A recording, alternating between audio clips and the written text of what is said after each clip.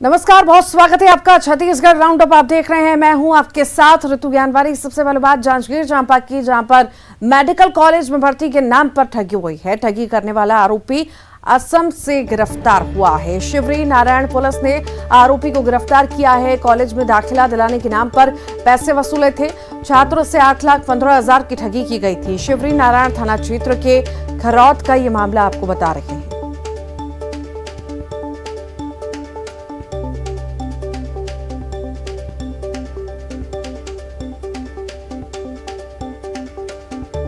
और ज्यादा जानकारी के लिए रोहित हमारे साथ जुड़ गए हैं। रोहित, ठगी करने वाला गिरफ्तार हुआ है, क्या ज्यादा जानकारी?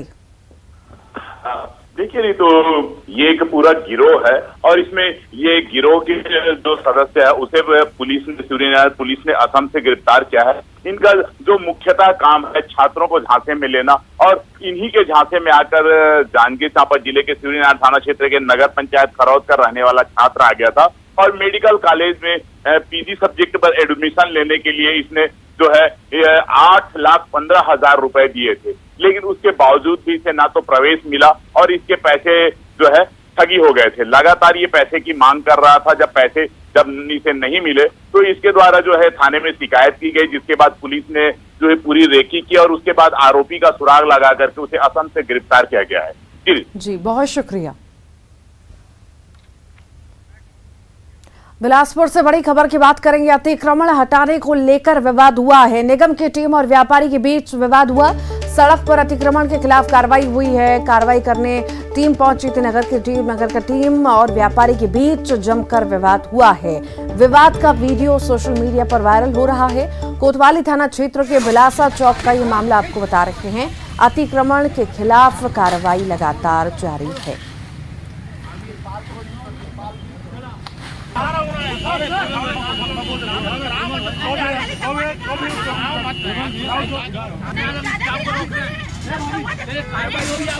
बनाया वीडियो बना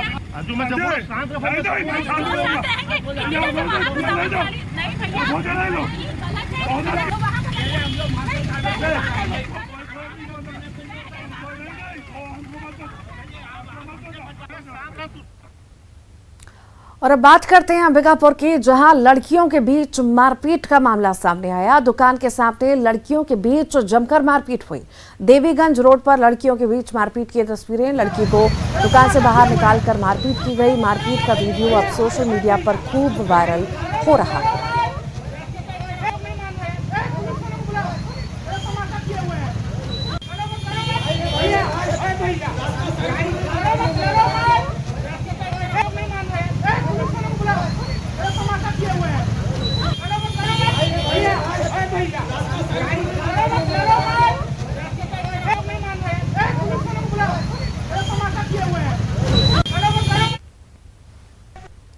बलरामपुर में बच्चा चोरी के शक में दिव्यांग की बेरहमी से पिटाई का मामला सामने आया। मुखबधिर युवक की पिटाई का वीडियो वायरल हो रहा है, जिसमें आरोपियों ने जुलूस निकालकर युवक को पीटा, जिसकी इलाज के दौरान मौत हो गई। आरोपियों पर अब तक कोई कार्रवाई नहीं है। न्यूज 18 इस वायरल वीडियो की पुष्टि नहीं करता। ये पूरा मामला जिले के वाड्फनगर पुलिस चौकी का बताया जा रहा है।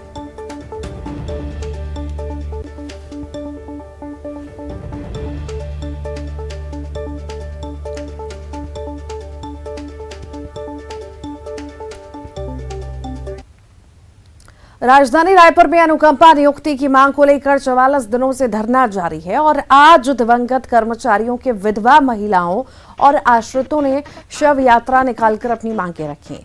इस मार्मिक प्रदर्शन के दौरान सभी भावुक हो गए। बता दें कि प्रदेश में 900 से ज्यादा ऐसे दिवंगत कर्मचारी हैं जिनका निधन हुआ।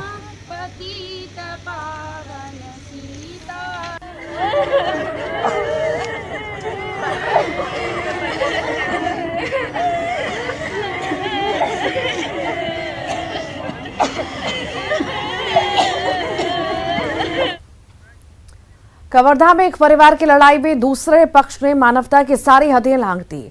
मामला पंडरिया थाना क्षेत्र के दलपुरवा गांव का है। यहां एक परिवार में जमीन को लेकर सालों से विवाद चल रहा था। लड़ाई को जारी रखने के लिए दूसरे पक्ष ने बिल्कुल ही अलग तरीका अपनाया। मृतक के परिजनों ने दूसरे पक्ष को सबक सिखाने के लिए विवादित रास्तों पर अपने पिता के शव को दफन कर दिया। साथ ही पीड़ित पक्ष का उस रास्ते से आना जाना भी बंद कर दिया। ऐसे में जब पीड़ित ने उस रास्ते से गुजरना चाहा तो सभी ने मिलकर उसकी पिटाई कर दी है। पीड़ित पक्ष ने मामले की शिकायत एसपी से की है। पीड़ित की शिकायत का एसपी ने गंभीरता से लेते हुए जांच के आदेश भी दिए हैं।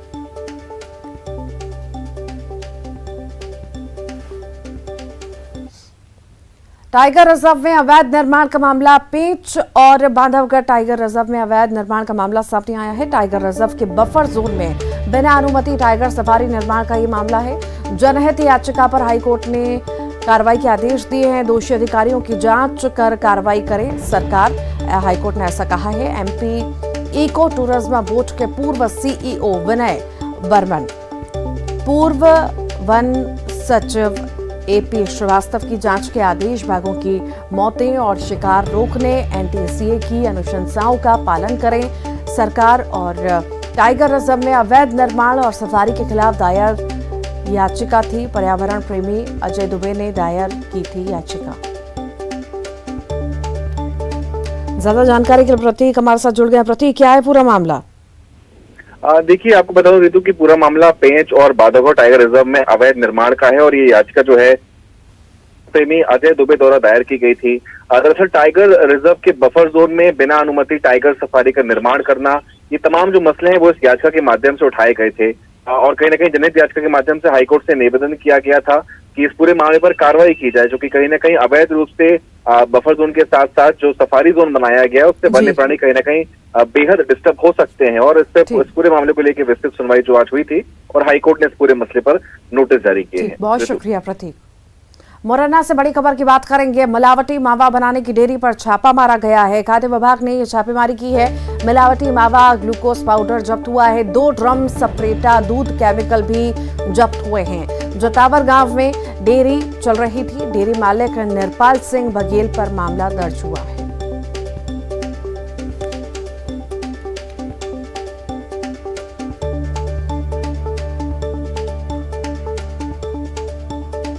तो खाद्य विभाग ने छापामार कार्रवाई की है। मिलावटी मावा ग्लूकोज पाउडर जब्त हुआ है। 2 ड्रम सप्रेटा दूध केमिकल भी जब्त किया गया है। जोतावर गांव में डेयरी चल रही थी और डेयरी मालिक निरपाल सिंह बघेल पर मामला दर्ज किया गया है। फैक्ट्री पर कार्रवाई की गई थी जिसमें मावा बनते हुए भी मिला और रखा हुआ मावा माला लगभग 60 किलोग्राम मावा पाया गया और रिफाइंड और वनस्पति के 3 पाए गए और 1 ड्रम में सप्रेटा दूध पाया गया। ये सब पूछने पर उसने बताया कि सब में सप्रेटा दूध में है रिफाइंड और वनस्पति मिला करके मावा बनाते हैं और अच्छे दूध से क्रीम निकाल करके घी बना लेते हैं। बचे हुए सप्रेट दूध से मावा बनाते हैं। तो खाद्य विभाग ने छापामार कार्रवाई की है। ये डेयरी संचालित हो रही थी और डेयरी संचालक जो उसके खिलाफ मामला भी दर्ज कर लिया गया है। मिलावटी मावा बनाने की डेयरी पर छापामार कार्रवाई खाद्य विभाग द्वारा की गई है। मिलावटी दूध, मिलावटी मावा, ग्लूकोज पाउडर जब्त किया गया है। 2 ड्रम सप्रेटा दूध केमिकल भी जब्त किया गया है। जोतावर गांव में ये डेयरी संचालित हो रही थी और डेयरी मालिक निरपाल सिंह बघेल पर मामला दर्ज कर लिया गया है।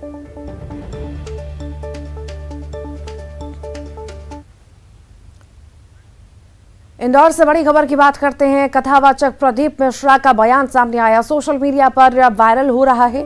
शहर के आधुनिक माहौल को लेकर कथावाचक प्रदीप मिश्रा ने बयान दिया। इंदौर के चौराहे से गुजरने के दौरान देखा खराब दृश्य। शराब की दुकान पर भीड़ में छोरे कम और छोरियां ज्यादा।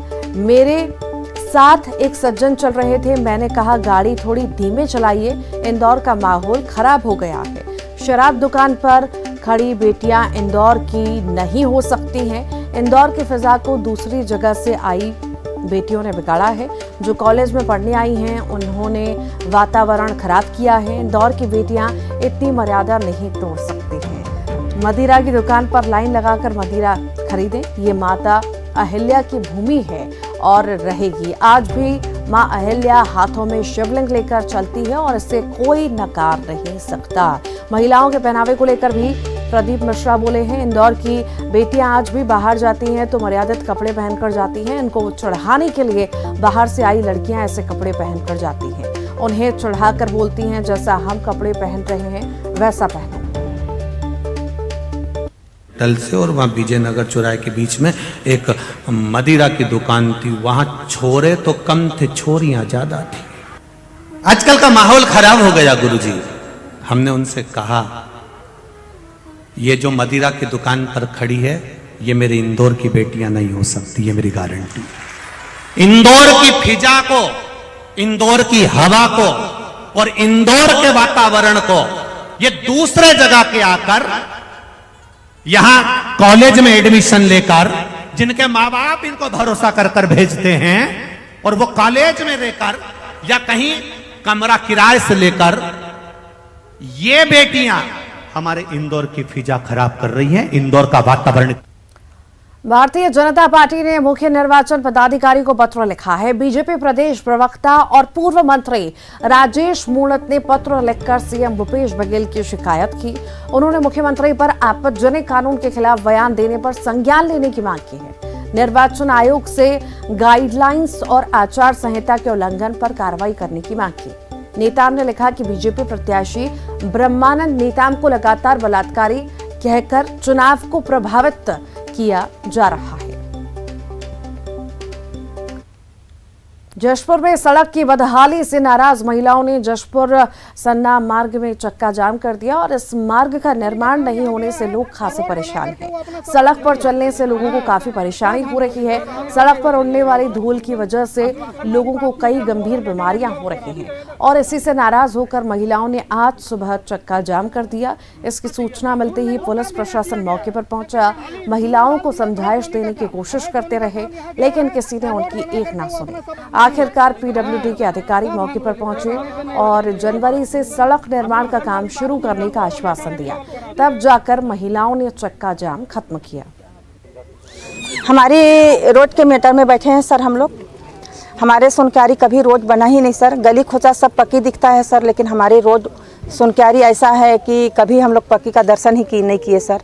और कई तरह से हम लोग ज्ञापन सौंपे कि हमारे कलेक्टर महोदय को दिए, हमारे विधायक महोदय को दिए, हमारे मंत्री महोदय को भी दिए गए ज्ञापन। फिर आश्वासन के सिवाय हम लोग को कुछ नहीं मिलता है सर।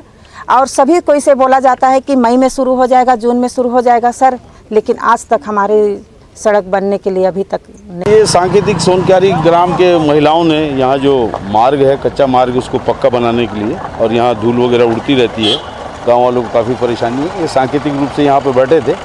प्रशासन के द्वारा आश्वासन दिए जाने पर और यहाँ पे हम लोगों ने ये प्रस्ताव रखा है कि यहाँ पे पीडब्ल्यूडी के एसडीओ साहब ने यहाँ पे जो डेली वाटरिंग कराई जाएगी और मार्ग को पक्का करने का भी कार्यक्रम जो है वो जनवरी माह से प्रारंभ हो जाएगा, ऐसा पीडब्ल्यूडी एसडीओ ने बताया है। तो ये धरना जो है समाप्त हो गया। टेंडर प्रोसेस में है। टेंडर की प्रक्रिया जैसी पूरी होगी और सभी प्रक्रियाएं पूरी हो जाएंगी, उसके बाद 30 जनवरी तक काम शुरू हो पाएगा। बस इसी आश्वासन से। एक ऐसा पहाड़ जहां है शस्त्रों का जखीरा। रायगढ़ जिले की रक्षा होती है इस पहाड़ से। साथ ही ग्रामीणों में मान्यता है कि रायगढ़ महल से इसका नाता है। तो आइए जानते हैं क्या है इस पहाड़ी का रहस्य।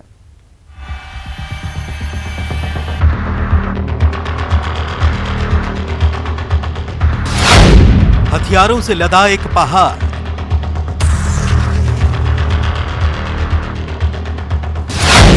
जहां छिपे हैं कई राज।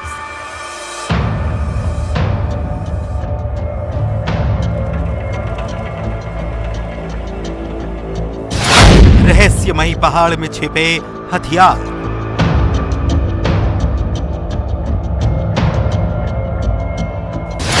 शस्त्रों की रक्षा करती हैं कुल देवी।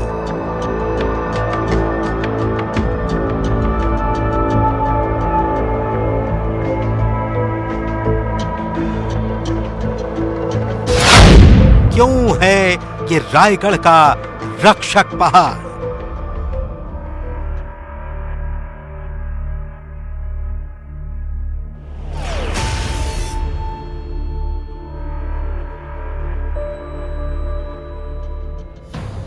जी हां, रायगढ़ जिला मुख्यालय से 80 किलोमीटर दूर एक गांव के पास है एक पहाड़, जिसके बारे में कई किंवदंतियां और रहस्य बताए जाते हैं। कहते हैं ये पहाड़ हथियारों से लदा है, और यहाँ देवी मां शस्त्रों की रक्षा करती है। तभी तो लोग इस पहाड़ को ही रायगढ़ का रक्षक पहाड़ कहते हैं। रायगढ़ जिला मुख्यालय से लगभग 70 से 80 किलोमीटर दूर घरघोड़ा के पास है चांद रानी पहाड़ी, जहां पर राजा चक्रधर सिंह के पूर्वज राजा ललित सिंह के द्वारा यहाँ पर अस्त्र शस्त्र रखे गए थे, जिसकी रखवाली आज भी यहाँ के स्थानीय देव कर रहे हैं। स्थानीय लोगों में कई तरह की किंवदंतियां हैं इसको लेकर। आइए यहाँ के स्थानीय लोगों से भी बात करेंगे, उस जगह को भी दिखाएंगे और किस तरह से वहां तक पहुंचा जा सकता है आपको लेकर चलेंगे। आइए हमारे साथ।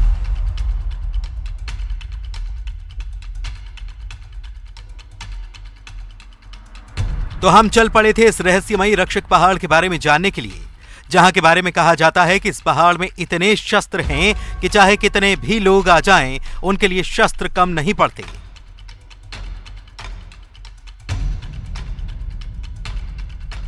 हमने सोचा कि क्या वाकई ये हो सकता है? आखिर क्यों पहाड़ पर हथियार मौजूद हैं और क्या आज भी इस पहाड़ पर हथियार मिलते हैं? इन सभी सवालों के साथ हम चल पड़े इस पहाड़ी की ओर। कुछ देर गाड़ी से सफर करने के बाद हमें इस पहाड़ी पर पहुंचने के लिए घने जंगल में दाखिल होना पड़ा। रास्ता ऊंचा नीचा था, कहीं पत्थर तो कहीं मिट्टी, और ऐसे हमने तय किया यहां तक का सफर।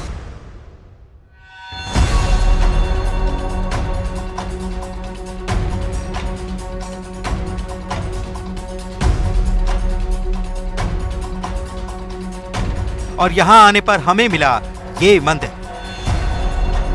जब हम इस मंदिर तक पहुंचे तब सामने ही तलवार, भाला और कटार हमें देखने को मिली। लोगों की बातें सच लगने लगी और वहां पर स्थानीय लोगों के बताए अनुसार एक शस्त्रागार भी दिखा, जहां अनगिनत हथियार थे जो आज भी सुरक्षित हैं। बताया गया कि जब भी हथियार की जरूरत होती है तो गिनती करने की जरूरत नहीं होती, जितने लोग होते हैं उनके लिए हथियार पर्याप्त हो जाते हैं। लोग इसे देवी का आशीर्वाद बताते हैं। हाँ, दुखियाला दुख दूर करते, ने पुत्रीला पुत्र देते, नांगीला बिस्तर देते, भूखीला मुट्ठी देते, अंधाला रास्ता देते, अंधाला रास्ता तक देते। जा भाई ते जा जानथों में पूजा पाठ करथन और तलवार के। हाँ, हर हमेशा तो नहीं, साल भर में दुघा।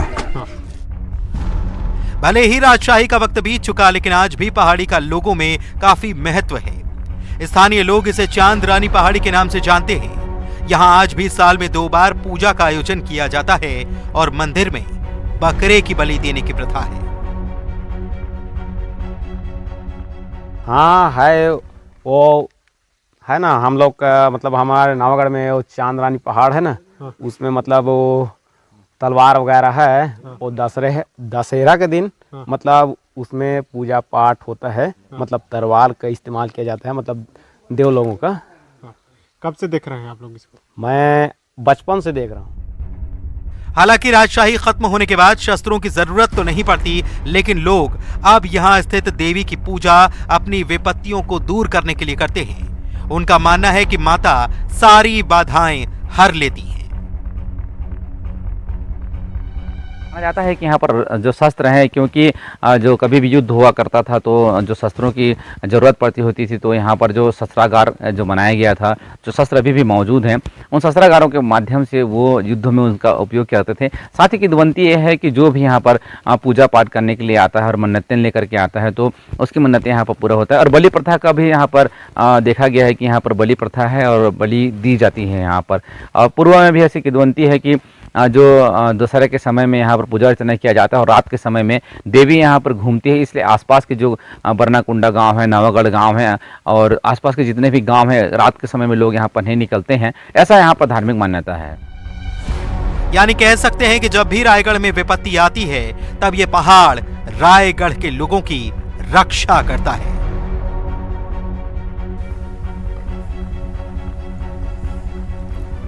आपने देखा वो घरघोड़ा स्थित चांद रानी पहाड़ी की है, जहां पर राजशाही परिवार के हथियार और दैवीय शक्तियों से जुड़ी मान्यताएं हैं।